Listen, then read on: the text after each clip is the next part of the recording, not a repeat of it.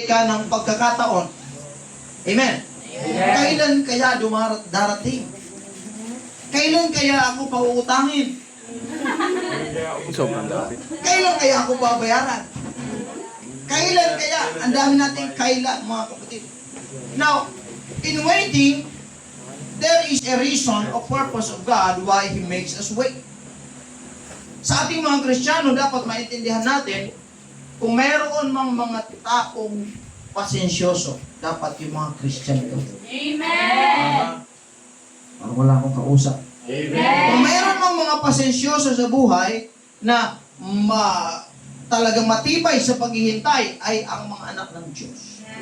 Now, the reason, number one, is God wants to refine our faith. Now, ang waiting tests our trust in God's time. Ang paghihintay, Sister Bernadette, ito ay sinusuka o tinitest ang iyong pagtitiwala sa Diyos. Sometimes may mga pangako ang Diyos na dinidelay niya because He wants to train you, to test you, yung tiwala mo sa Panginoon.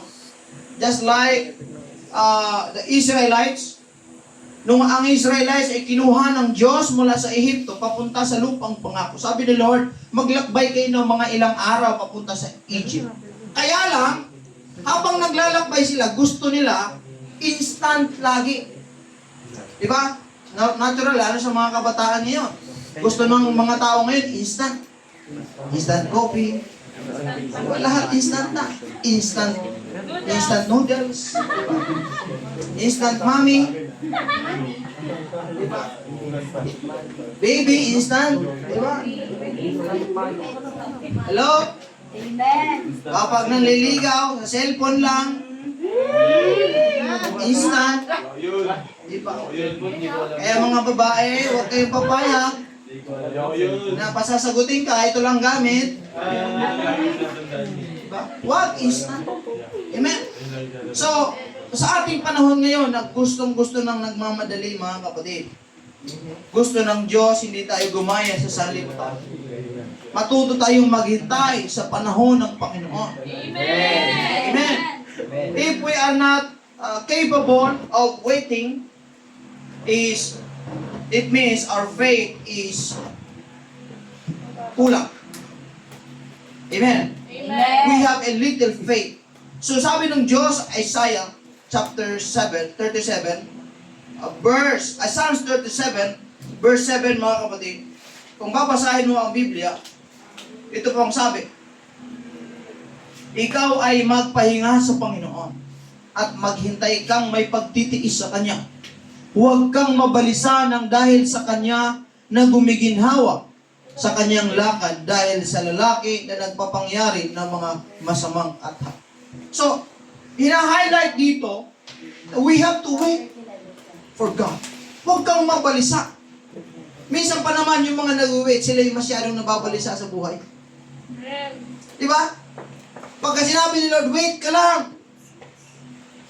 Lord, paano na? Paano na yung bukas ko? Paano na yung future ko? Sabi ni Lord, sinasabi ko sa iyo, hintay ka lang. Habang naghihintay tayo, tinuturuan tayo ng Panginoon. Ang daming realization. Alam mo mga kapatid, ako, mainipin ako na tao. Isa ako sa, hello? Amen. Diba, Brother Joey? Isa ako sa mga taong hindi basta-bastang naghihintay. Isa ako sa mga taong gusto kong, eto na, yan na agad. Pagka decision, eto na agad. Mga kapatid. Pero habang tumatagal, ang Diyos ay nagbibigay sa akin ng kanyang mga katuruan na I have to wait because He wants to develop how I trust Him in this life. Diba? Ang hirap minsan. Gusto mong mangyari na yung gusto mo na mag-asawa. Diba? Mga young people, may gusto na mag-asawa dito. Diba? Gusto mo nang mag-asawa, kaya lang, wala pang financial. Work for it. Trust in the Lord. Gusto mo nang magkaroon ng bahay. Gusto mo nang magkaroon ng business. Sabi ni Lord, Kailangan mong hintayin yung plano ko at i-develop ang sarili mo, yung tiwala mo. Kasi nga, kapag pinangyayari ng Diyos, yung mga bagay na madalian, hindi natin makikita kung gaano kabuti ang Panginoon. Amen. We will rely on ourselves. Kaya may process ng lahat ng bagay. Amen. Bago kayo panganak, may process. 9 months, maghihintay. Yes. Hello? Amen. Bago ka magkaroon ng degree, ilang years ka maghihintay? 14, 16 years. Bago ka sagutin, manliligaw ka muna. Diba? Kaya yung mga lalaking gustong sagutin agad, nako. Itapon mo sa Manila Bay yan. Kakakita nyo pa lang, I love you agad. Di pa nga kayo nagkikita. Nakita mo lang yung picture. Wala ba ito? Samantala yung picture, puro filter. Tama. Pag nakita, maganda yung picture. Tinatagad, I love you. Sabihin mo, parang ikaw yung sinasabi ni Pastor. Sabihin mo sa katabi mo, lalaki, parang ikaw yung sinasabi ni Pastor. Now, He wants to refine your faith. While you are waiting, gusto ng Diyos, lumakas yung pananampalataya mo sa Kanya. Kagaya ng mga Israelite, na habang sila naghihintay kung saan sila pupunta, mga kapatid, makarating sila sa lupang pangako. Gusto ng Lord ang trust nila sa Panginoon. Mataas. Amen. Matibay ang kanilang pagtitiwala sa Diyos, mga kapatid. Ikalawa, gusto ng Diyos, i-prepare sila sa mga bagay na parating. Now, the reason why God makes you wait, because He wants to prepare you sa mga bagay na darating sa iyo. Maaaring may hinintay ka mga dakilang bagay. At kapag hindi mo hinintay yun, mga kapatid, you cannot handle it. May mga magagandang blessing, may mga malalaking pagpapala ang galing sa Diyos, and if you cannot wait for it, mga kapatid, we don't deserve it. Dahil we cannot handle yung mga bagay na hindi po natin nahihintay. Now, waiting can be a time of preparation and growth. Always remember this. Preparation and growth.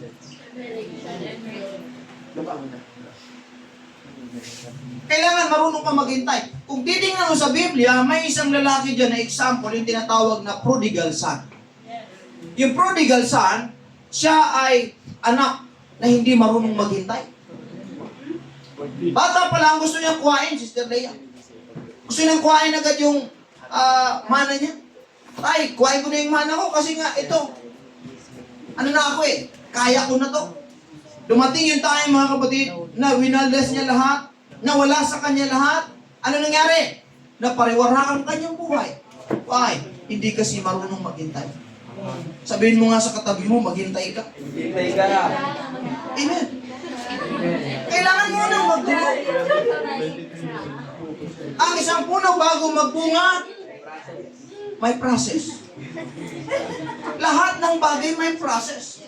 So God wants you to undergo with the process para matupad yung kanyang pangako sa iyo dahil yung pangako ng Diyos maganda. Amen. Diba? Sabihin mo, yung mga young people na lalaki, sabihin mo, yung pangako ng Diyos sa iyo maganda.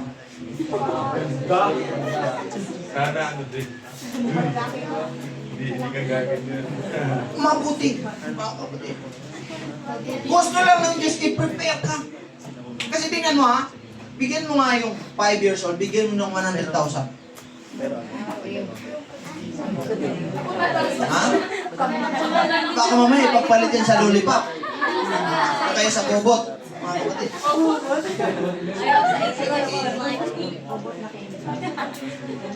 Bigyan mo ngayon ng laruan. Tapos yung 100,000, bakit ipagpalit yan?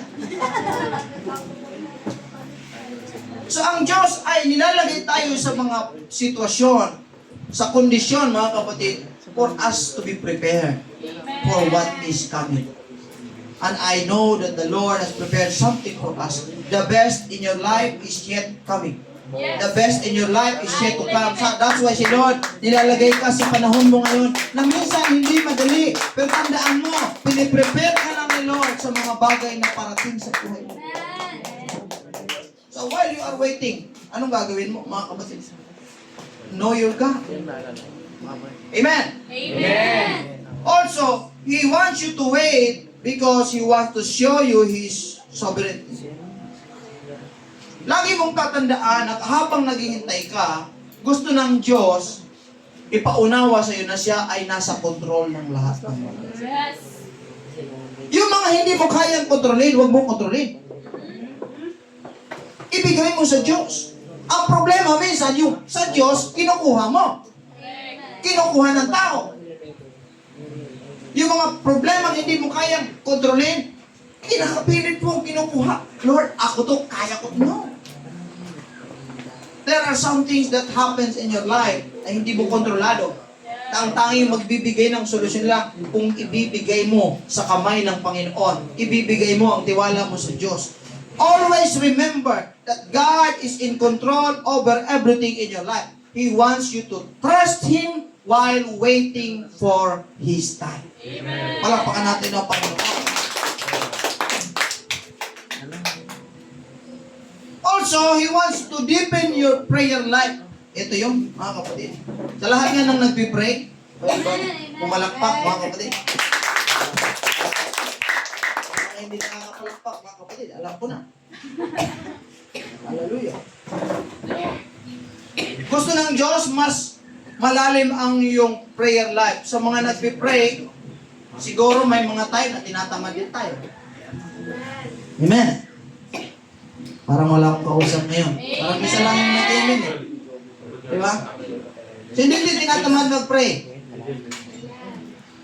Amen. Parang, Amen. andyan pa ba kayo?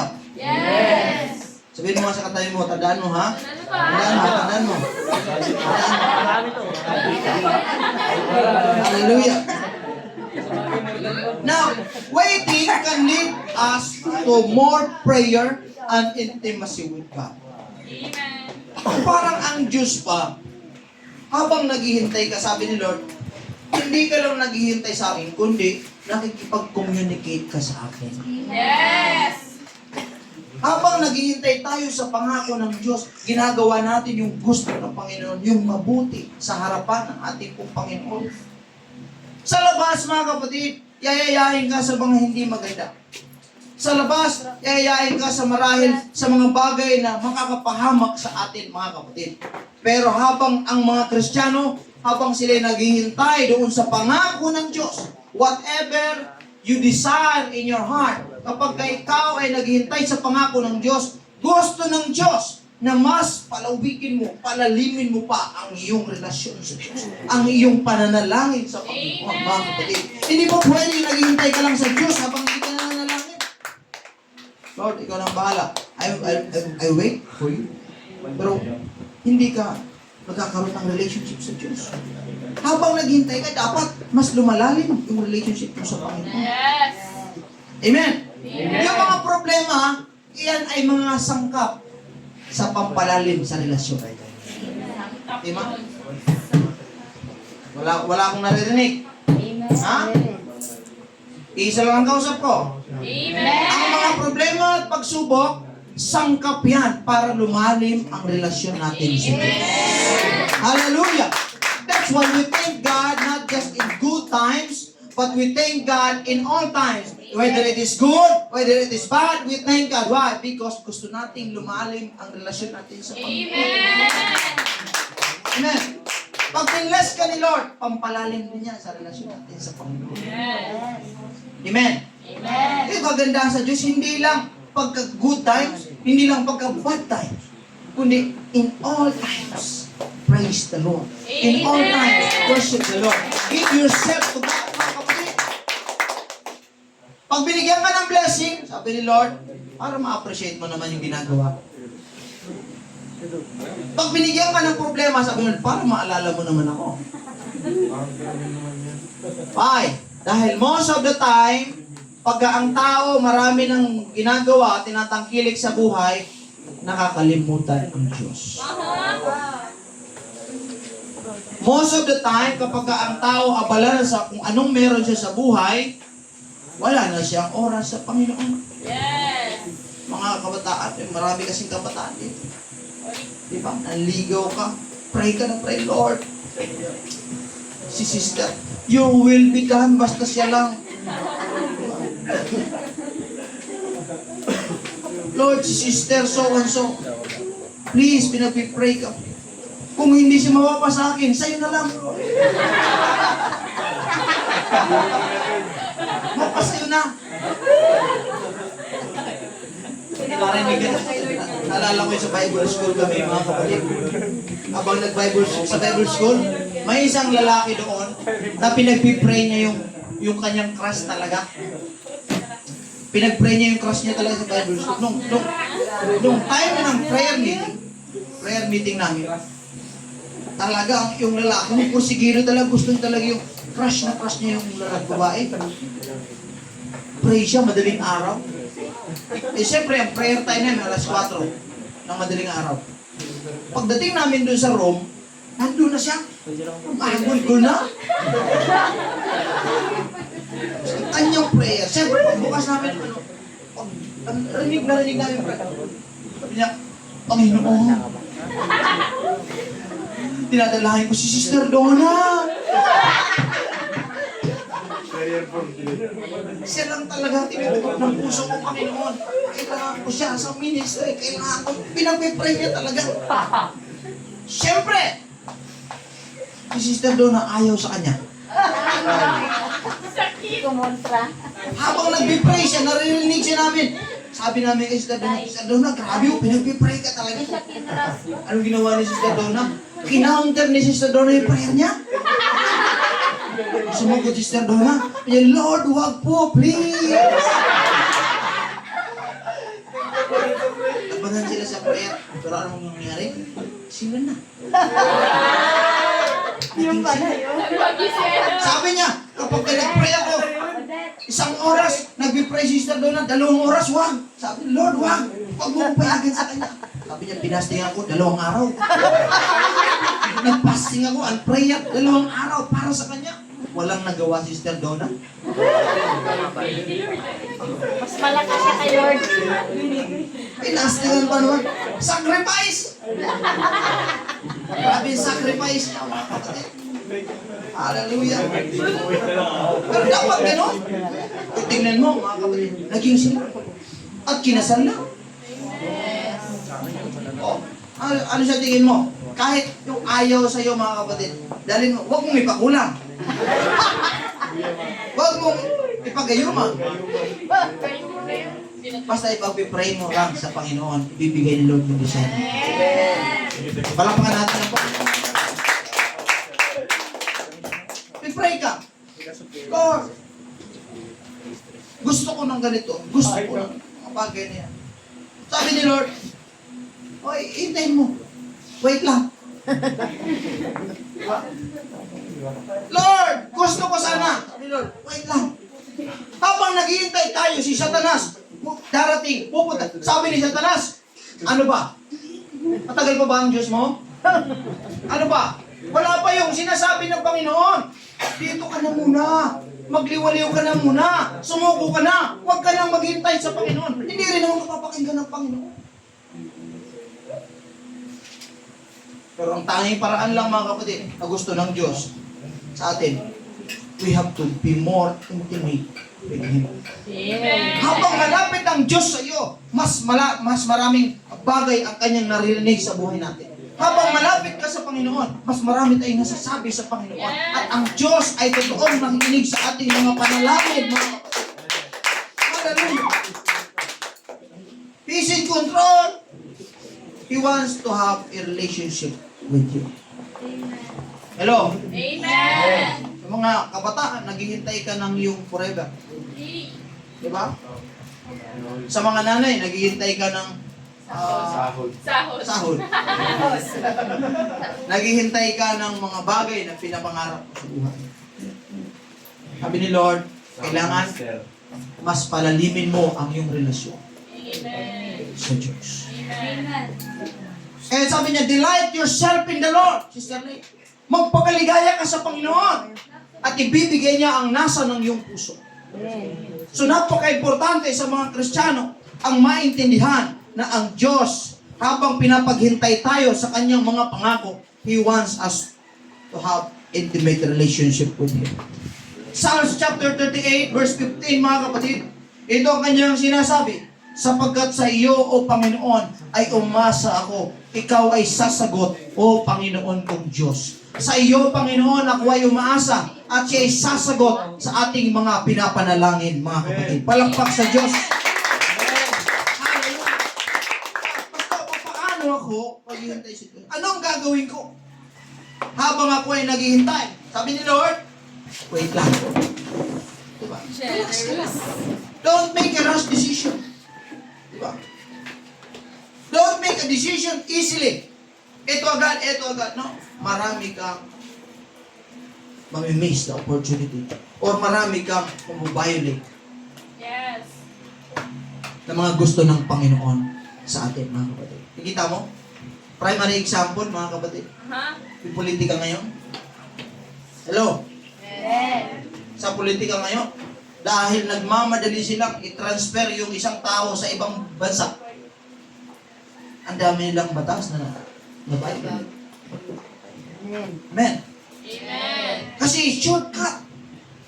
Ang gusto nila, itapon agad yung kailang political enemy. So, tingnan mo ngayon, may pagdinig na sa Senado. Ang daming mga na-violate na law. Yung kanyang karapatan na-violate. Bakit? Kasi nga gusto nila, minamadali nila. Hindi sila dumaan sa tamang proseso. Ganun din sa buhay. Let me tell you this. Shortcut is the longest way to success. Shortcut in life is the longest way, longest road to success. Ayaw ng Diyos ng shortcut. Si Lord lang ang may karapatan gumawa nun.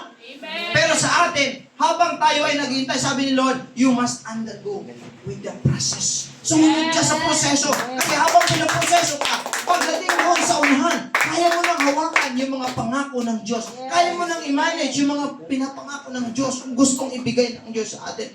How to wait for God? Una, trust God's goodness. Magtiwala ka sa kabutihan ng Diyos. Maghihintay ka lang kapag ka nagtitiwala ka sa Diyos. Amen? Amen. Kaya kapag ka hindi ka nagtitiwala sa gagawin ng Diyos sa buhay mo, hindi ka maghihintay. Yes. Magmamadali ka. Ang pagmamadali ay kawalan ng tiwala sa Diyos. Once again, I will tell you, ang pagmamadali ay patunay ng kawalan ng tiwala sa Panginoon. Amen. Huwag kang magmadali. Hintayin mo lang. Kahit mahirap, Lord, ang hirap habang nandito ako. Habang nandito ka, habang naghihintay ka, worship God. Believe that God is good at meron siyang plano sa buhay mo. Amen. Diba? Ikaw, meron ka bang plano? Plano ko, Pastor, eto. 17 years old, kailangan may girlfriend na ako. 16 years old. Bakit? Panahon natin yun. Kahit yung 12 anyos, umuhugot sa Facebook. Diba? Grade 3 pa lang, wala na. Diba? Sana kape na lang. Hindi matapang. Diba? Umuhugot sa Facebook, samantala. Hindi yun yung Facebook. May secret pa. Na-expose kasi maaga, mga kapatid. Sa mga ganyang bagay, mga kapatid. So trust God's goodness. And believe that He is good. And meron siyang plano sa iyo. Amen. If you always believe and have a relationship with God, you will know His plan for you. Malalaman mo yung plan ng Diyos. Maaaring may mga taong ayaw magtiwala sa iyo. Hindi naniniwala sa iyo. Dinadown ka sa buhay mo. Pero ang Diyos, perfect ang kanyang plano sa buhay mo. Maganda ang kanyang plano. He wants to prosper you. He wants to bless you. Ayaw niyang mapahamak ka. Yun ang plano ng Diyos. Yes. Maaaring yung mga plano natin sumablay pa. Pero ang plano ng Diyos, hindi sasablay. Sa buhay natin, mga kapatid. Habang naghihintay ka sa Panginoon, pray persistently. Ano ibig sabihin ng pray persistently? Persistent ka. Ibig sabihin, kahit minsan iniisip mo, parang walang sagot sa tanong, pero still, you pray. Pray persistently. Magpipray ka, mga kapatid, whether you feel it or not. Amen. Di ba ang nakakatamad mo mag-pray? Aha. Di ba? Correct. Sabihin mo sa sarili mo, sa katabi mo, oo nga,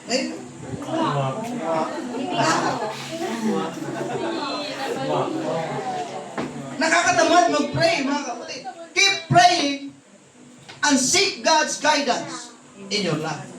Mga kapatid, gusto ng Lord na kailangan mag-pray tayo, manalangin tayo, makipag-usap tayo sa Kanya persistently.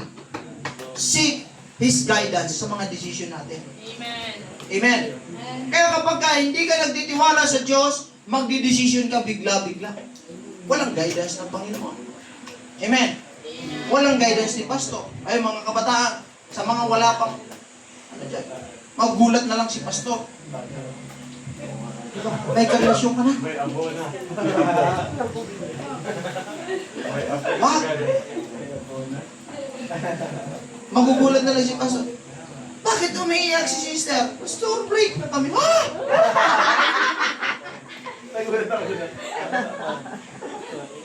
Tapos kapag nasaktan, sisisihin ang Panginoon. Akala ko ba totoo ang Diyos? Sabi nun, oh, hindi ko alam na kayo ah. Meron ka palang ka. Hindi mo kayo sinabi. Nung sana sinabi mo sa akin, sinabi ko sana sa iyo na playboy yan. Sinabi ko na sana sa iyo na ano yan. May bigin. Kaya lang ang pastor, ayaw ang buti nga sa iyo. Ayaw lang ng pastor. Ang pastor, pe-pray ka pa din eh. Pero kung sinabi mo sana yon, safety mo yun. Yung sinasabi ko, mga in-advise ko sa mga kabataan. Kasi nga, pag legal yung ano ginagawa mo, hindi ka napatago-tago doon ka sa likod. Makikita tayo sa pastor. Kapag ganun dyan si pastor, uy, tago!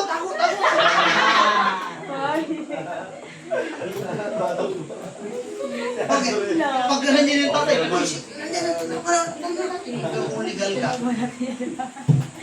Amen. Sabihin mo sa katabi mo, idaan mo sa legal.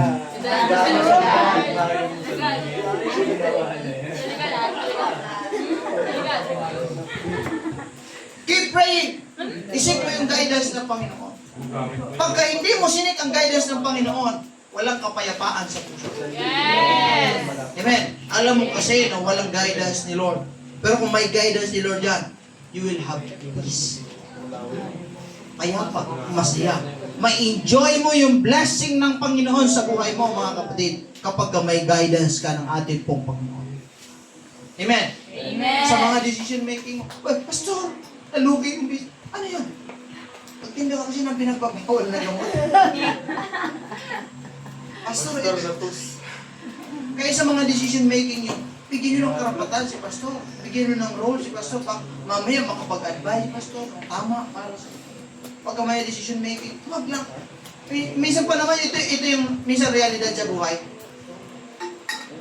Pagdating ng decision making, hindi sinasabi kay Pastor. Pero pagka nagka-problema na, lalapit na si Pastor. Hello? Amen. Pagka decision making pa lang, Pastor, out ka na dito. Pero pagka nagka-problema, Pastor, tulong. Mali. Sabi mo sa kanila, mali yun. Pagka sa decision making pala, parang ganito yan. Pagka sa sumpa, isasama mo si Pastor. Pagka blessing, hindi.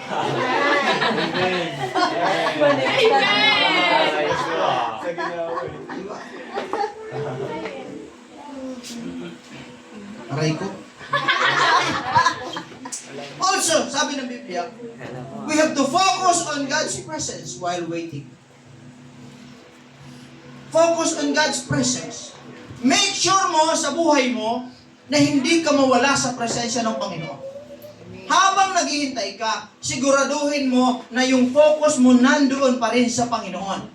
Kasi nga, the enemy will attack you and try to catch you away from God. Gusto talaga ng kaaway, alisin yung focus mo. And everybody say focus. Yung focus mo sa Panginoon, lilituhin ka, bibigyan ka ng doubt, bibigyan ka ng fear sa buhay mo para hindi ka na makapag-focus. I-distract ka ng kaaway para wala ka na sa focus. At kapag wala ka na sa focus, mga kapatid, doon nakikita mo na yung mga negatibong bagay at hindi ka na maghihintay sa gusto ng Panginoon. Pastor, grabe naman yung problema. Kanina may problema. Kagabi may problema. Kahapon may problema. Ngayon may problema. Bakit puro problema ang iniisip mo? Bakit hindi ka na kasi nakafocus sa Lord? Hindi ka na kasi nakafocus sa presence ni Lord. Pero nung time na nakafocus ka sa presence ni Lord, parang hindi mo napapansin yung problema. Amen. Diba? May problema ka. Pero, mga kapatid, patuloy ka nasa presensya ng ating Panginoon. Hallelujah! Sabi ng Biblia, remember that God is with us. Amen. And when the Bible says, He's with us, it means even in waiting time, Yes. He is with us. Amen. Si Joseph, bago siya maging governor ng Egypt, dumaan muna siya sa grabing pagsubok. Yes. But there is a promise of God sa kanyang buhay. Bago siya mapunta sa Egypt, mayroon ng pangako ang Diyos sa kanya. Sabi niya, you will rule over Egypt. Magiging hari siya. Pero sa process ng kanyang pagpunta doon sa pangako ng Panginoon, mga kapatid, masalimuot ang kanyang pinagdadaanan. Alam mo, gusto kong i-encourage kayo. Kapag ka dumadaan kayo sa mga problema, dapat hindi na kayo nasusurprise. Dumaan kayo sa mga matinding pagsubok, dapat hindi na kayo nasusurprise. Ano dapat ang ginagawa? Dapat nakapokus pa rin kayo doon sa pangako ng Diyos sa buhay ninyo. Na darating talaga ang problema at mga pagsubok habang nandun ka sa process para dinidevelop ng Diyos yung karakter mo. Dinidevelop ng Diyos yung attitude mo. Amen. Dinidevelop ng Diyos ang relationship mo sa Kanya dahil maganda yung pangako ng Diyos sa unahan. And if you are not in the process, you cannot handle the promise. Yes. Amen. Kung hindi ka dumaan sa process, hindi mo talaga ma-handle at ma-enjoy yung promise ng Diyos. Amen. Hello? So you have to focus on God and remember that God is with you. And also, cultivate your patience. Amen. Diba? Dapat hindi na tayo yung, Lord, bigyan mo ko ng pasensya. Ngayon din. Sabi ni Lord, wait lang. Di, ngayon na. Wait lang. Ngayon na. Lahat ng mga madali. Madalas, sila yung kakamali. Amen. Practice patience and self-control. That's why ang Holy Spirit, isa sa bunga ng Holy Spirit sa atin ay patience, self-control.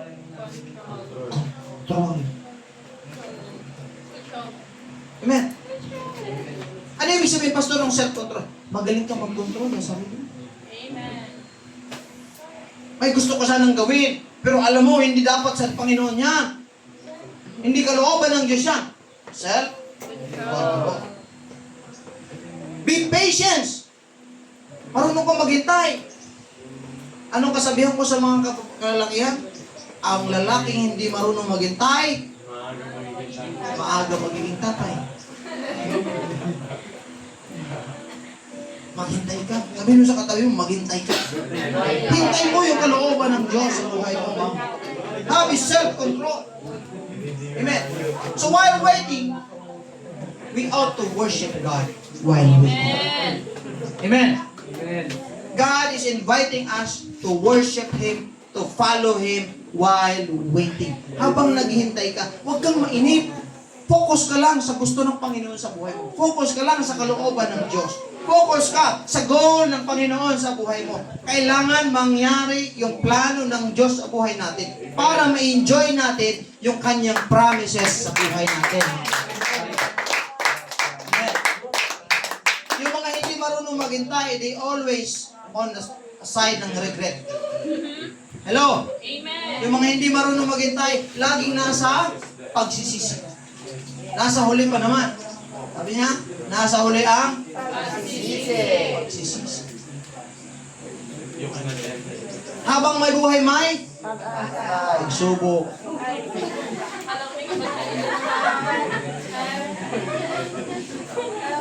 Alam ko yung Habang sinusubok ka,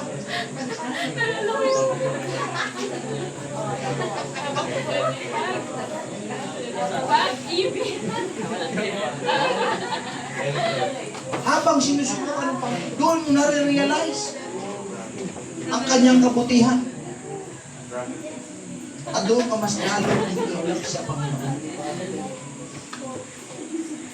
Kaya sabi nung isang pare, habang may buhay, may pag-ibig.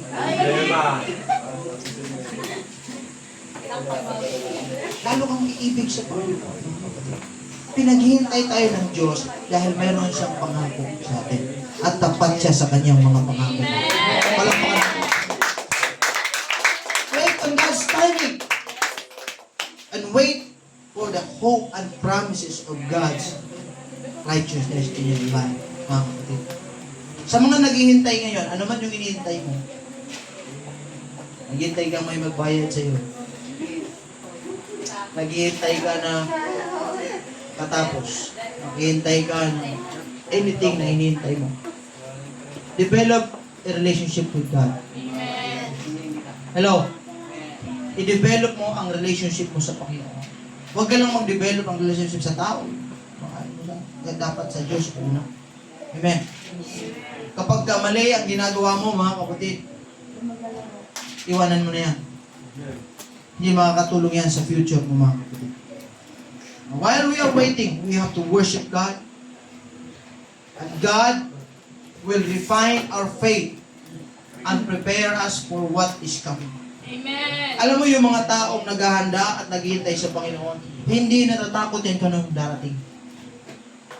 Pastor, baka may problema. No? Ang mga totoong may pananampalataya sa Diyos, may problema. Bring it on. Ganun yan, mga kapatid. Why? Because hindi mo tinignan gaano kalaking problema. No, ang tinitingnan mo kasi gaano kalaki ang Diyos na pinaglilingkuran mo. Walang anumang problema ang kayang lumagpas sa kapangyarihan ng Panginoon. Walang anumang kalaking pagsubok ang kayang tapatan ang kapangyarihan ng Diyos na ating pinaglilingkuran. So mga Kristiyano, hindi tayo nakapokus sa problema, hindi na tayo nakapokus sa kawalan, nakapokus sa pagsubok, nakapokus tayo sino ang kasama natin. At yan ang ating Panginoong Jesus. Walang anumang kayang lumaban sa ating Panginoon. That's why sabi ni David, if God is with me, who can stand against me? Amen. Nothing shall stand against me. Why? Because God is with me. Man, dumaan ka sa ano ngayon? Sa proseso. At mahirap ang waiting. Nakakabagot. Diba? Pero tandaan mo, may reward sa waiting sa Panginoon. The great reward is in waiting, mga kapatid. Hallelujah! Palakpak sa Diyos, mga kapatid. Trust God's sovereignty in your life. He is in control. And He is good to us. He is faithful to His promises, mga kapatid. Habang naghihintay tayo, mga kapatid, let us renew our strength, mga kapatid. Sabi ng Biblia, they that wait on the Lord shall renew their strength, mga kapatid. Ano man yung hinihintay mo ngayon? Material blessing, financial blessing, spiritual blessing, relationship, anything. Wait on the Lord. Wait on the Lord. Again I say, wait on the Lord. Wait for God's timing in your life. Sabi ng Biblia, I the Lord, I am your God. When the right time comes, I, the Lord, will make it happen. will Amen. make it happen. May tamang panahon. Sabihin mo sa katabi mo, may tamang panahon. Nandiyan. Kung gusto mong i-bless, merong one day, i-bless ka ng Panginoon. Pero kung patuloy ka sa pagpapasaway, patuloy ka sa paggawa ng kasalanan, tandaan mo, may tamang panahon pa rin yan. Hello? Amen. There's one day in God. One day to bless you. But once na wala tayo sa Diyos, there's a one day also to punish the sin. To punish everything. Ay, one day to Panginoon. Pero tayo, hindi natin pipiliin yung one day ng negative, kundi yung one day na piniprepare ng Diyos. Natatangan natin yung pangako ng Diyos sa atin. Palakpakan natin ang Diyos. Hallelujah. Ayo ito ngayon mga kapatid sa mga kapatid.